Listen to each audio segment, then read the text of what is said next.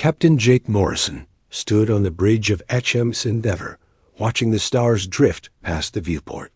He had been patrolling the outer rim colonies for 3 years now, and nothing exciting ever happened out here.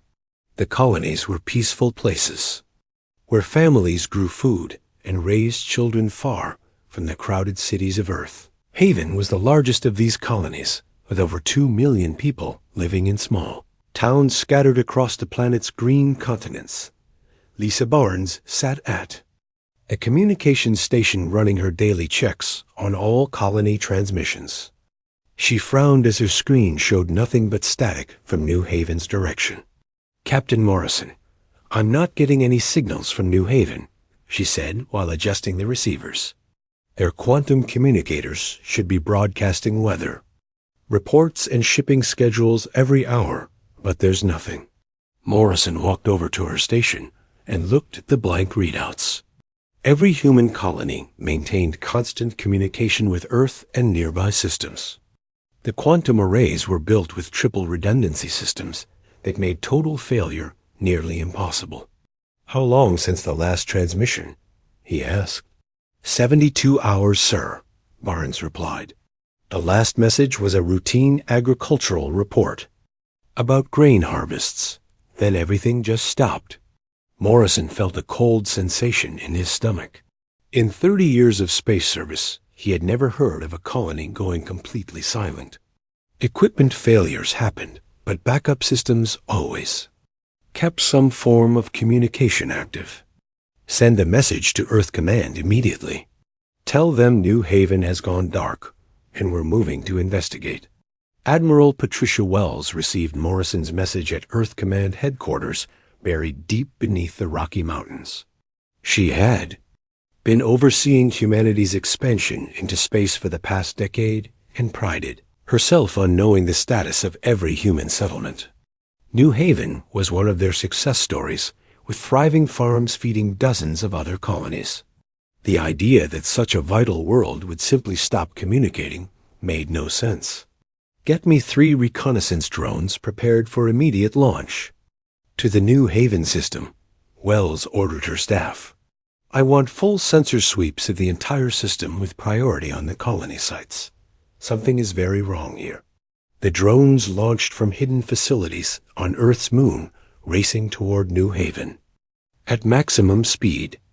Each probe carried advanced sensors capable of detecting life, signs from orbit, along with recording equipment that could capture evidence of any disaster. Wells watched their progress on the main display as they crossed the empty space between systems. Hours passed before the first drone reached New Haven's outer system boundary. Its sensors immediately detected debris floating in space near the planet, but the readings made no sense. The metal fragments appeared to be pieces of buildings and vehicles that had been blasted into orbit by some tremendous force. Then the drone signal vanished completely. "Admiral, we've lost contact with Probe 1, reported Lieutenant Commander Alex Turner from his position at the sensor station. It was transmitting normally until it reached approximately 10,000 kilometers from New Haven's surface. Then the signal just cut out." Wells ordered the second drone to approach more cautiously while maintaining maximum distance from the planet. This probe managed to capture several images before it too went silent. The pictures showed New Haven's surface scarred with massive craters where cities once stood. No lights were visible on the night side of the planet, and no spacecraft moved in the orbital lanes that should have been busy with cargo haulers. The third drone never even reached the planet before losing contact with Earth. Whatever had happened to New Haven was apparently still active in the system and destroying anything that came too close. Wells realized she was looking at something far worse than any natural disaster or equipment failure. "Turner, I want you to take a stealth ship to New Haven immediately," Wells ordered. "Use full passive sensors only and stay at the edge of the system. We need to know exactly what happened there, and these drones aren't giving us answers." Turner selected his best crew for the mission, including electronics specialist Carol Davis and weapons expert Steve Walsh. Their ship was designed for reconnaissance with advanced stealth systems that could avoid detection by most known sensor types. The journey to New Haven would take 18 hours, during which time Earth Command could only wait and hope for answers. When Turner's ship reached the New Haven system, he ordered all crew to battle stations, despite detecting no active threats in the area. The passive sensors painted a horrifying picture of systematic destruction across the entire planet. Every major city had been reduced to smoking craters with no signs of life anywhere on the surface. The orbital stations that handled trade and communications were nothing but twisted metal debris. "Captain, I'm reading massive radiation signatures consistent with orbital bombardment," reported Davis from her sensor station. "The energy patterns don't match any human weapons I've ever seen. Someone attacked this planet with technology we don't have." Turner ordered the ship to move closer while maintaining maximum stealth protocols. As they approached New Haven's largest continent, the extent of the destruction became clear. The attackers had not simply destroyed military targets or government buildings. They had systematically eliminated every trace of human civilization, including farms, schools, hospitals, and even the small memorial gardens where colonists honored their dead. "Sir, I'm detecting wreckage from what appears to be alien spacecraft in the northern polar region," Walsh reported. "The debris field suggests at least one attacking vessel was damaged during the assault. We might be able to recover some evidence." Turner authorized a brief surface mission to collect samples of the alien wreckage while keeping the ship ready for immediate departure. The away team worked quickly, gathering fragments of unknown metal alloys and what appeared to be pieces of advanced weapons systems. The alien technology was unlike anything in human databases, with design principles that suggested a completely different approach to engineering and warfare. As they prepared to leave the system, Turner took one final sensor sweep of New Haven's surface. The readings confirmed what he already feared. There were no human life signs anywhere on the planet. 2.5 million people had been murdered in what could only be described as a deliberate act of genocide. The attackers had not come to conquer or steal resources. They had come to kill every human they could find. Dr. Helen Carter examined the alien fragments in Earth's most secure research facility, while Turner briefed Admiral Wells on what his team had discovered. The wreckage contained traces of DNA from a species that matched no known records in human databases. Carter's analysis suggested the attackers called themselves the Vrak Consortium, based on symbols found carved into metal debris. "Admiral, this wasn't a random attack or a territorial dispute," Carter explained while displaying her findings on the main screen. "The Vrak appear to view humans as some kind of pest species that needs to be eliminated wherever we're found. New Haven was targeted specifically because it was human." Wells felt a rage building inside her that she had never experienced before. The idea that some alien species would murder human families simply for existing was beyond her comprehension. She activated her command console and entered the authorization codes for Protocol 7, humanity's most classified military response plan. Within minutes, every human military facility in the galaxy received the same message. They wanted to see what happens when you kill our children. They're about to find out. Fleet Admiral Susan Clark received the Protocol 7 activation at her command center beneath the Pacific Ocean. She had been waiting for this moment her entire career, though she had hoped it would never come. Protocol 7 was humanity's answer to the question that had haunted military planners for decades. What if someone tried to wipe out the human race? Clark's fingers moved across the control panel, activating systems that had been hidden from the galaxy for over 50 years. Deep beneath Earth's ocean's massive doors began opening to reveal shipyards that stretched for hundreds of kilometers in all directions. These facilities had been built in complete secrecy using automated construction systems that worked without human oversight for decades. Dr. Benjamin Ross stood in the primary control room of the Prometheus project, watching as his life's work finally came online. The hidden shipyards represented the largest construction project in human history, with manufacturing capabilities that could produce warships faster than any alien species thought possible. Ross had spent 30 years designing these systems, while the galaxy believed humans were peaceful traders interested only in farming and commerce. Admiral Clark, all primary facilities are responding to activation commands, Ross reported while monitoring readouts from dozens of construction sites. The automated systems are beginning production of Type 7 destroyers, with the first ships rolling off the assembly lines within 6 hours. Current production capacity is estimated at 1,000 ships per day, with capability to increase as more facilities come online. Captain Maria Santos received orders to report to Facility Alpha beneath the Atlantic Ocean, where she found herself standing before the largest spacecraft she had ever seen. The Type 7 destroyer was 3 times the size of any ship in the current human fleet, with weapon systems that had been designed specifically to fight alien technologies. Her crew of 200 would control enough firepower to level a city from orbit. Captain Santos, you will command the first squadron of new vessels, Admiral Clark explained during Santos' briefing. These ships carry plasma cannons reverse, engineered from alien wreckage we've collected over the past 20 years, along with quantum torpedoes that can penetrate any known shield technology. Your mission is to test all systems while we prepare the main fleet.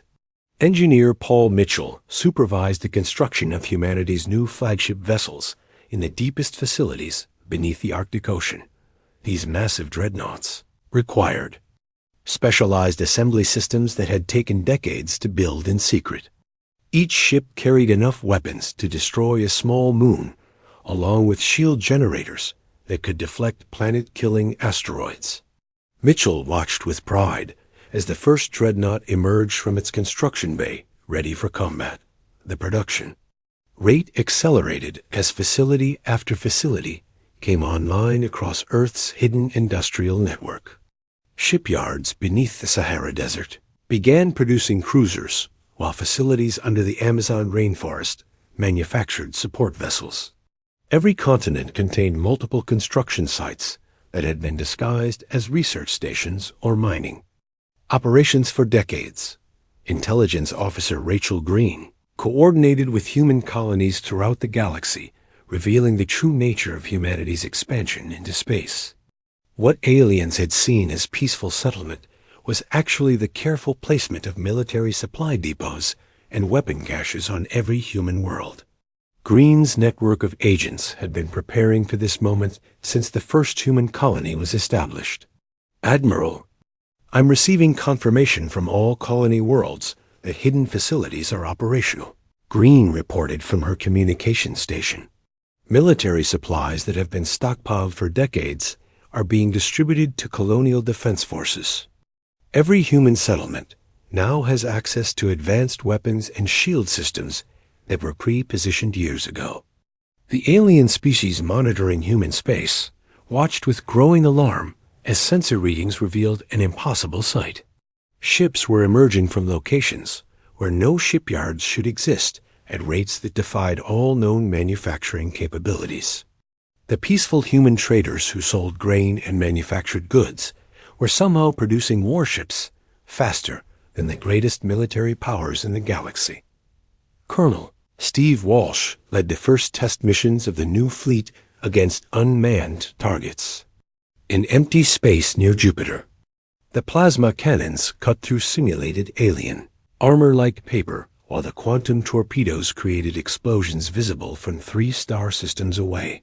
Walsh had fought in small conflicts before, but these weapons gave humans the ability to engage entire fleets with confidence. All weapon systems performing above expected parameters, Walsh reported after completing live fire exercises. These ships can engage targets at ranges no alien species has ever achieved while maintaining defensive capabilities that exceed anything in our databases. The engineering teams have created something truly remarkable. Dr. Amanda Price analyzed intelligence gathered from the New Haven attack while helping design countermeasures for alien weapon systems. The VRAC technology followed different principles than human engineering, but Price's team had developed adaptive shield systems that could adjust to any energy signature within seconds. Human ships would be nearly invulnerable to the weapons that destroyed New Haven. Navigator Carol Davis worked with Admiral Clark to coordinate the movement of ships as they rolled off production lines at an ever-increasing rate. The logistics of managing hundreds of thousands of vessels required computer systems that had been developed specifically for this scenario. Davis watched in amazement as fleets organized themselves into battle formations without human intervention. Admiral, current ship count has reached 50,000 vessels, with production continuing around the clock, Davis reported during the daily briefing. If we maintain current rates, we will have over 700,000 ships within 90 days. The automated systems are actually exceeding design production schedules. Captain Nicole Turner commanded a squadron of the new cruisers during training exercises in the outer solar system. These ships handled like fighters, despite being larger than the old fleet flagships, with acceleration rates that would crush unprotected humans. The artificial gravity systems and inertial dampeners allowed the crew to survive maneuvers that would tear apart conventional spacecraft. General Frank Miller oversaw the training of Marine units that would board alien vessels during combat operations. The assault troops carried weapons designed from studying VRAC technology along with armor that could survive in the vacuum of space. Miller's forces were prepared to capture alien ships, intact for intelligence gathering, while eliminating any crew that resisted. The galaxy watched in stunned silence as humanity revealed military capabilities that exceeded the combined fleets of every known species. Trade routes that had carried grain and consumer goods now transported weapons and ammunition to human colonies, while massive warships patrolled shipping lanes that were previously defended by small patrol craft. Ambassador Julie Watson received communications from dozens of alien governments, requesting information about humanity's true military strength. Species that had ignored human diplomatic efforts for decades suddenly wanted to discuss trade agreements and mutual defense pacts. Watson smiled as she filed each request, knowing that respect earned through fear was still respect. President Richard Hayes addressed the nation from the Oval Office as construction continued in facilities around the world. My fellow humans, for too long we have been seen as weak by those who share the galaxy with us. The attack on New Haven has shown us that peaceful intentions are not enough to protect our children. Today, we reveal the strength that has always existed within humanity when those we love are threatened. Admiral Clark stood on the bridge of the new flagship UES Retribution, watching as the greatest fleet in galactic history assembled in Earth orbit. 700,000 ships stretched across space in formations that blocked out the stars, while more vessels joined them every hour. The VRAC Consortium had wanted to send a message by destroying New Haven, but they were about to receive a reply written in plasma fire and quantum explosions. Admiral Kevin Brown stood on the bridge of his flagship watching 50,000 human warships prepare for their first strike against the VRAC Consortium. This was only the advance force, while the main fleet continued growing in Earth orbit. But Brown knew these ships carried enough firepower to destroy entire star systems. The VRAC had made a terrible mistake when they chose to murder human families, and now they would learn why no species in the galaxy had ever successfully fought humanity to extinction. The strike force moved through hyperspace toward VRAC territory, while intelligence reports flowed in from human agents throughout the galaxy. Other alien species were frantically trying to understand how humans had hidden such massive military capabilities for decades. Some governments were already reaching out to Earth, seeking alliance agreements, while others were quietly moving there. Fleets away from human space. Captain Diana Foster commanded the destroyer squadron that would make first contact with Vrak forces. Her ships carried the newest plasma weapons, along with shield systems, designed specifically to counter the energy signatures found in the wreckage at New Haven. Foster had lost friends in the colonial service and wanted nothing more than to face the aliens who thought humans were easy targets for genocide. Captain, we're detecting a Vrak patrol fleet approximately 2 light hours ahead, reported her sensor officer Lieutenant Gary Phillips. 12 vessels in standard formation moving toward the outer edge of their territory. They appear to be conducting routine border patrols with no indication they know we're coming. Foster smiled coldly as she reviewed the tactical display showing her 20 destroyers against 12 Vrak ships. Before New Haven, she would have considered those reasonable odds, but now she knew human weapons were far superior to anything that Vrak possessed. All ships prepare for combat. We go in fast and hard with no survivors. I want the galaxy to know what happens when you kill human children. The engagement lasted exactly 8 minutes and 43 seconds. Human plasma cannons tore through Vrak shields like they were made of paper, while quantum torpedoes reduced their ships to expanding clouds of superheated gas. The Vrak weapons barely scratched human shield systems that adapted to each energy pulse within microseconds. Not a single human ship suffered significant damage while the entire Vrak patrol fleet was annihilated. Colonel Steve Walsh led Marine boarding parties that captured the last Vrak vessel before it could be destroyed. The alien crew fought desperately, but human combat armor proved invulnerable to their weapons, while assault rifles loaded with explosive rounds cut through Vrak battle suits without effort.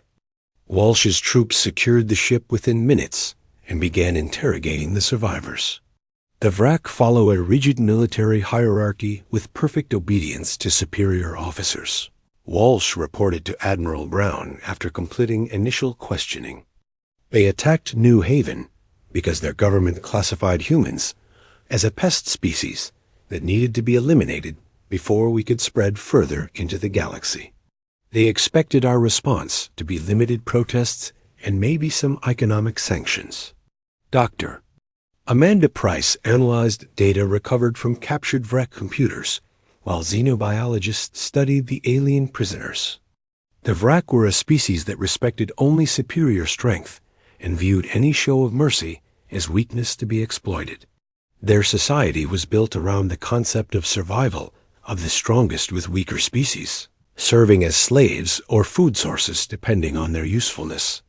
Admiral, the Vrak databases contain detailed maps of their territory, along with fleet positions and defensive installations, Price reported during the intelligence briefing.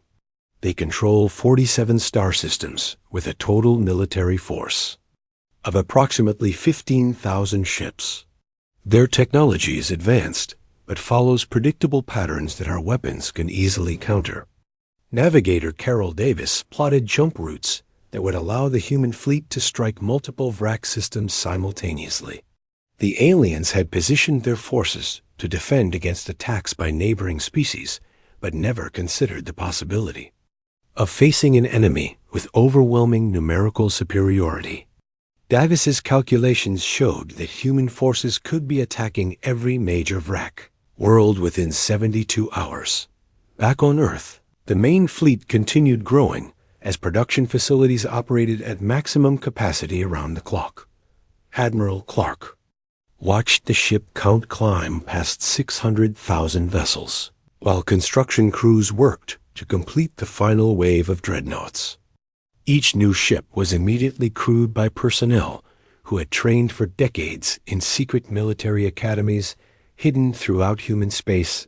Captain Nicole Turner commanded a cruiser squadron conducting reconnaissance missions along the Vrak border, while the main assault force prepared for battle.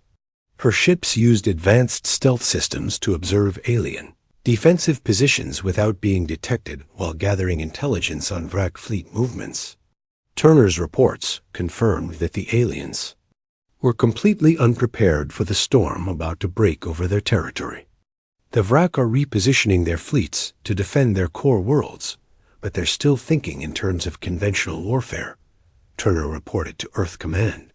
They're consolidating forces around major population centers, which will actually make our job easier by concentrating targets. They have no understanding of the scale of force we're bringing against them.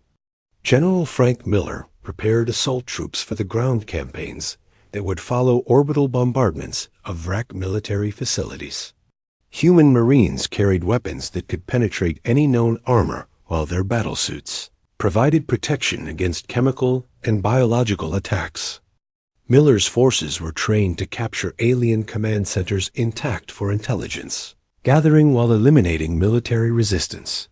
Intelligence Officer Rachel Green coordinated with human colonies throughout the galaxy as they activated hidden defensive systems and began patrolling local space with newly revealed warships.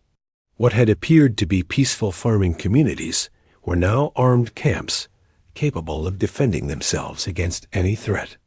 Green's network ensured that no human settlement would ever again be caught defenseless like New Haven. The Galactic Council convened an emergency session as reports reached them of the massive human fleet assembling in Earth orbit. Species that had ignored humanity for decades suddenly realized they were looking at a military force larger than anything in recorded history.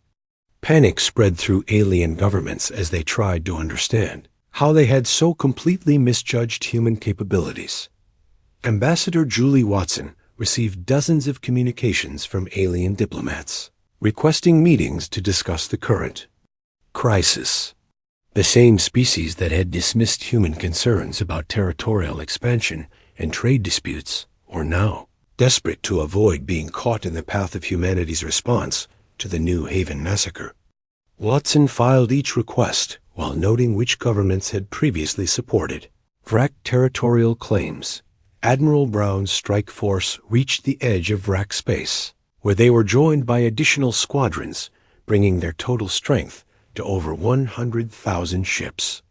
The Admiral knew this was still only a fraction of humanity's true military power, but it would be more than enough to begin the systematic destruction of Vrak civilization. All fleet commanders, this is Admiral Brown, he announced over the command frequency. The Vrak Consortium wanted to see what would happen if they murdered our families.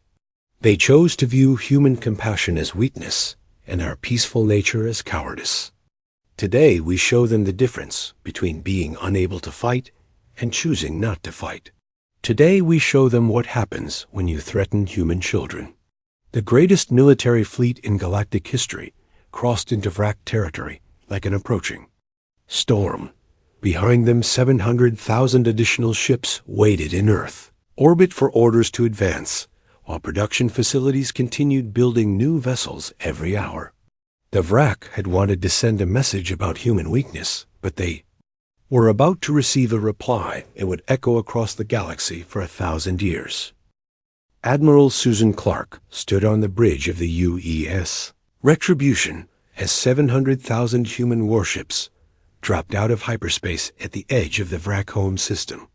The sight was beyond anything the galaxy had ever witnessed with human vessels, stretching across space in formations that blotted out entire star fields. Clark had spent her entire career preparing for this moment, and now she would deliver justice for the children who died at New Haven. Open a broadcast channel to every world in this sector, Clark ordered her communications officer. The message that followed would be remembered by every species in the galaxy for generations to come. You killed 2.5 million of our people. You targeted our children, our farmers, our teachers, who never raised a weapon against anyone. You wanted to send a message about human weakness. We received it. Now here is our reply. The Vrak home fleet scrambled to defensive positions as their sensors registered the impossible sight of the largest military armada in recorded history. 15,000 Vrak warships moved to protect their homeworld while emergency broadcasts called for reinforcements from every system in their territory. The aliens who had viewed humans as weak prey now faced odds of nearly 50-1 against an enemy whose weapons had already proven superior to their own. Commander Tony Richards led the first wave of human destroyers against the outer defensive perimeter of Vrak space. His ships moved in perfect coordination like a school of deadly fish, while plasma cannons reached out across impossible distances to tear apart alien vessels before they could return fire. The Vrak had expected a conventional battle, but found themselves facing weapons that seemed to bend the laws of physics. All enemy vessels in the outer system have been neutralized, Richards reported to Admiral Clark as the last Vrak patrol craft exploded in brilliant flashes of light. We're detecting no survivors and minimal damage to our forces. The enemy shields are completely ineffective against our plasma technology, and their weapons cannot penetrate our adaptive defense systems.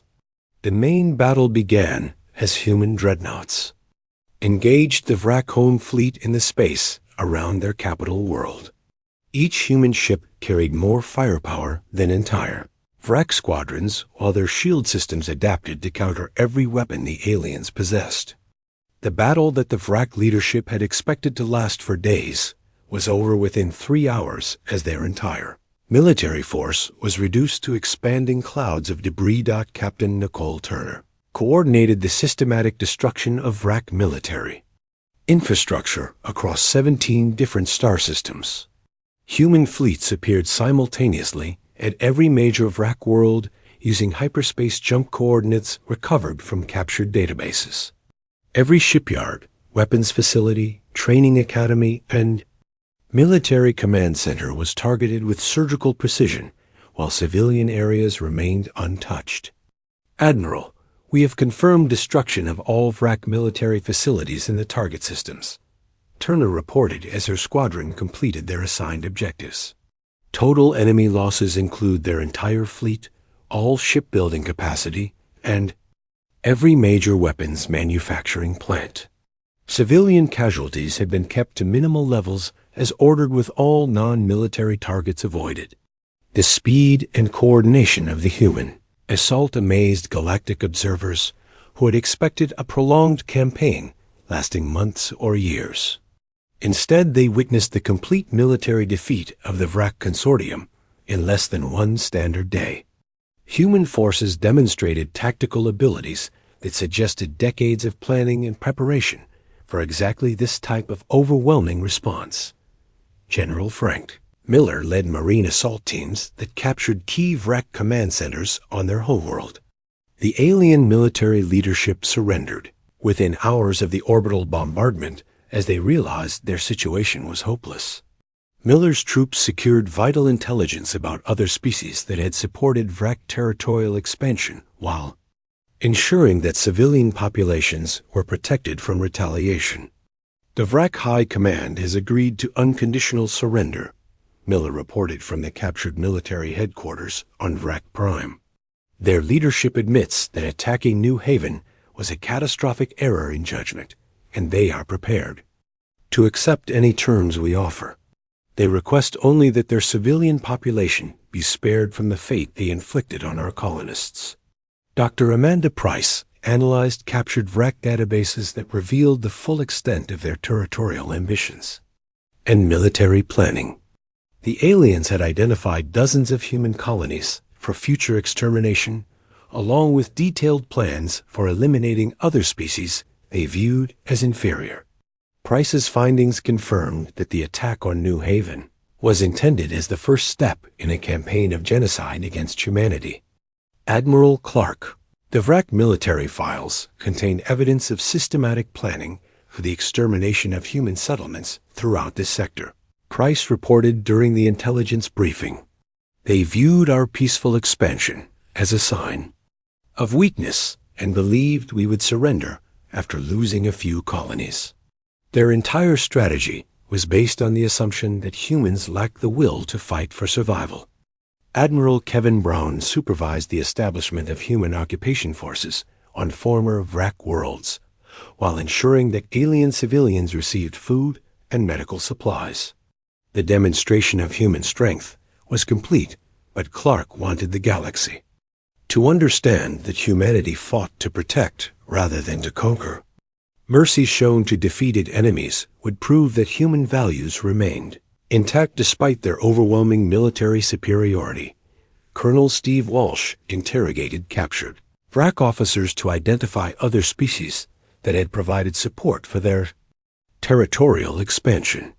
Several alien governments had quietly encouraged VRAC aggression against human colonies while publicly calling for peaceful coexistence. Walsh's intelligence would guide future diplomatic efforts as humanity established its new position in galactic politics. Captain Diana Foster led patrols through former VRAC territory, ensuring that no hidden military facilities remained operational. Her ships discovered secret bases and weapon caches that the aliens had hoped to use for future attacks against human settlements. The complete elimination of VRAC military capability would serve as an example to any other species considering similar actions.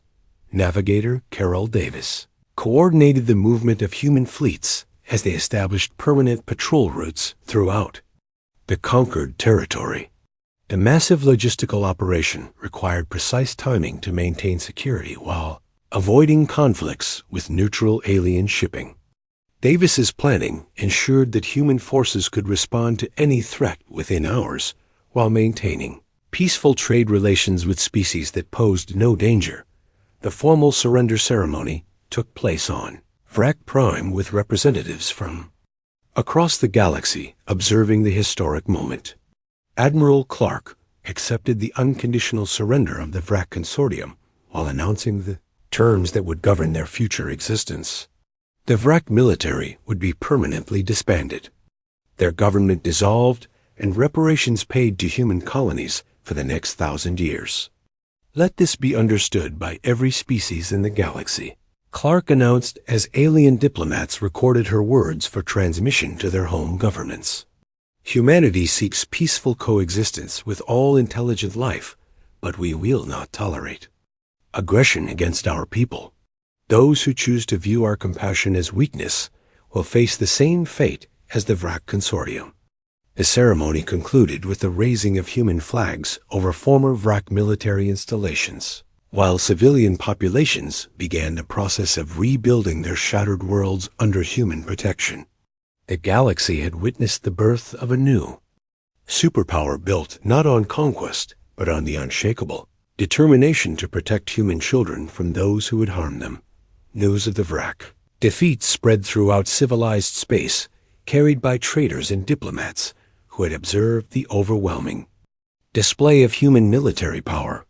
Species that had previously ignored humanity now competed for trade agreements and alliance treaties, while potential enemies quietly moved their fleets away from human territory. The 700,000 ship fleet remained in formation around Earth as a permanent reminder of humanity's capabilities. The VRAC Consortium had wanted to test human resolve and discovered that there was no force in the galaxy more dangerous than parents defending their children. The lesson would not be forgotten. 6 months after the destruction of New Haven, President Richard Hayes walked into the Galactic Council chambers for the first time in human history. The massive hall fell silent as he entered with Admiral Susan Clark and Ambassador Julie Watson following behind him. Outside the space station, 700,000 human warships maintained their positions in a defensive formation that stretched across 3 star systems. Every alien representative in the chamber knew those ships could reduce their homeworlds to rubble within days if humanity chose to use that power.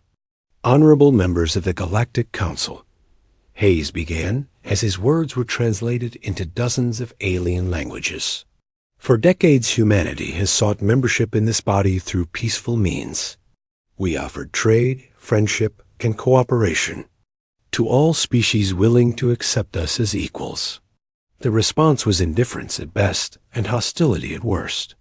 The VRAC Consortium decided that humans were a pest species to be eliminated and murdered. 2.5 million of our people to prove their point.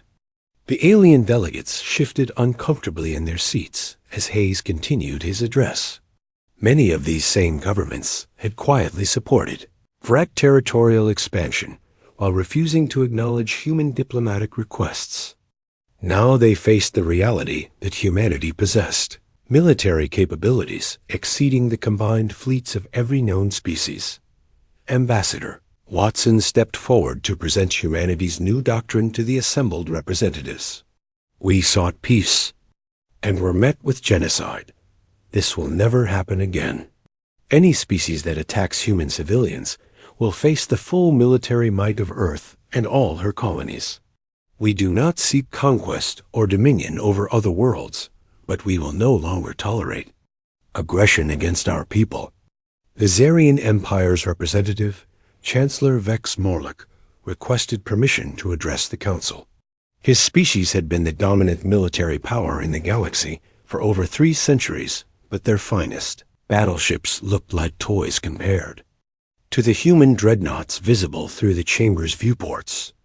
The Zarian Empire wishes to formally apologize for our previous dismissal of human diplomatic overtures and requests immediate negotiations for a mutual defense treaty. Similar requests came from dozens of other species as governments that had ignored humanity for decades suddenly discovered urgent reasons to establish friendly relations. Trade agreements that had been rejected for years were now being offered with increasingly favorable terms, while military alliances were proposed by species that had previously viewed humans as primitive newcomers to galactic civilization. Captain Gary Phillips commanded one of the new permanent patrol fleets that maintained security throughout human space. His squadron of 50 destroyers represented more firepower than most species possessed in their entire military, but served merely as a visible reminder of humanity's capabilities. Phillips noted with satisfaction that alien ships now requested permission before entering human territory and waited patiently for approval rather than challenging human authority. Admiral Clark, we're receiving reports from all patrol sectors that unauthorized incursions into human space have dropped to 0, Phillips reported during his weekly briefing. Alien vessels are maintaining respectful distances from our borders, and several species have established formal communication protocols to avoid any misunderstandings that might be interpreted as hostile actions. Dr. Margaret Lewis led the establishment of the new colony that would replace New Haven on a beautiful world at the edge of human space. The settlement was named Haven's Memorial, and its central square contained a monument listing every person killed in the original attack. Lewis ensured that the colony's children learned about the sacrifice made by those who died and the response that sacrifice had triggered. The memorial will serve as a reminder to future generations, Lewis explained to the colonists as they gathered for the dedication ceremony. Those people died because others believed humanity was weak and defenseless. Their deaths showed the galaxy that there is no force more dangerous than someone defending their family. Every human child born under alien suns will grow up safe because of what happened here. Intelligence Officer Rachel Green maintained her network of agents throughout the galaxy while monitoring the political changes triggered by humanity's demonstration of military power. Species that had been planning territorial expansion were quietly abandoning those plans, while governments that had supported aggressive neighbors were rapidly distancing themselves from former allies. The balance of power in this sector has shifted completely, Green reported to Earth Command during her monthly intelligence briefing. Species that controlled trade routes for centuries are now requesting human protection while former military powers are offering tribute in exchange for non-aggression treaties. The Vrak example has convinced everyone that challenging humanity is a form of suicide. Captain Maria Santos led training exercises with allied alien fleets as species throughout. The galaxy requested human military advisors and defensive technology. The same weapons that had destroyed the Vrak Consortium were now being shared with governments that proved their commitment to peaceful coexistence. Santos took pride in knowing that human technology would protect alien families just as it protected. Human Children. Engineer Paul Mitchell supervised the construction of new shipyards on colony worlds throughout human space.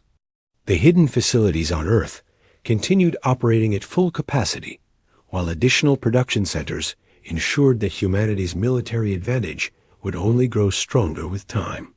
Mitchell's teams were already designing improved weapon systems that would make the current fleet look obsolete within a decade. Colonel Steve Walsh established training academies for human Marines on dozens of worlds, while ensuring that colonial defense forces could respond to any threat. The peaceful farmers and teachers who had been murdered at New Haven would never again face danger without protection. Walsh's troops maintained constant readiness, while hoping they would never again need to fight for human survival. Navigator Carol Davis coordinated shipping routes that now carried human goods to every corner of the galaxy, as trade agreements multiplied beyond Earth's ability to fulfill demand.